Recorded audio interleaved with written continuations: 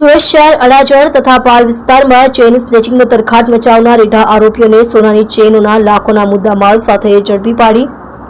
સુરત શહેરના કુલ 12 અનડિટેક્ટેડ ગુનાઓનો ભેદ ઉકેલતી સુરત શહેર ક્રાઇમ બ્રાન્ચ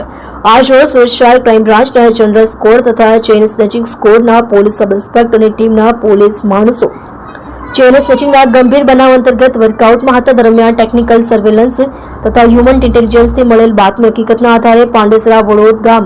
મૂનલાઇટ સિનેમા સામે આવેલ રોડ પરથી આરોપીઓ મોહિત રામયશ ઉર્ફે રામજશ રામ નિવાસ પટેલ તથા રાહુલ કુમાર ઉર્ફે રંગા બાલ મુકુંદ રામ ચંદ્રદેવરામ ચંદ્રવંશી નામને ઝડપી પાડી તેઓની પાસેથી સોનાની ચેઇનો નંગ 12 કિંમત રૂપિયા 11,15,210 તથા ગુનો કરવામાં ઉપયોગમાં લીધેલ અલગ અલગ ટુ વ્હીલર વાહનો નંગ 3 કિંમત રૂપિયા 1,70,000 મળી કુલ રૂપિયા 12,85,210 ની મત્તાનો મુદ્દામાલ કબજે કરવામાં આવેલ છે।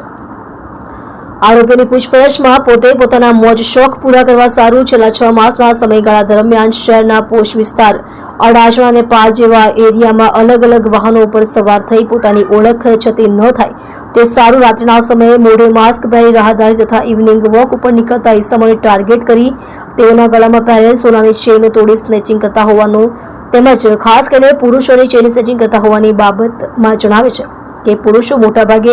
સોનાની અને વજનદાર ચેઇન પહેરતા હોવાથી સ્નેચિંગ કરેલી હોવાની કબૂલાત કરતા સુરત શહેર વિસ્તારના ચેઇન સ્નેચિંગના વણ શોધાયેલ ગુનાઓ પૈકી અડાજણ પોલીસ સ્ટેશન 7 તથા પાલ પોલીસ સ્ટેશન 5 મળી કુલ 12 ગુનાઓનો ભેદ ઉકેલી કાઢવામાં સુરત ક્રાઇમ બ્રાન્ચને સફળતા મળેલ છે। પકડી પાડવામાં આવેલ આરોપી પૈકીના મોહિત રામયશ ઉર્ફે રામજશ રામ નિવાસ પટેલ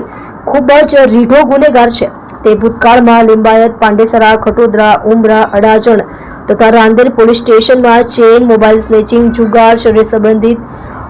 તથા જાહેરનામાના ભંગ જેવા 20થી વધુ ગુનાઓમાં પકડાઈ ચૂકેલ છે અને સન 2020માં પાસામાં પણ અટકાયત કરવામાં આવી છે।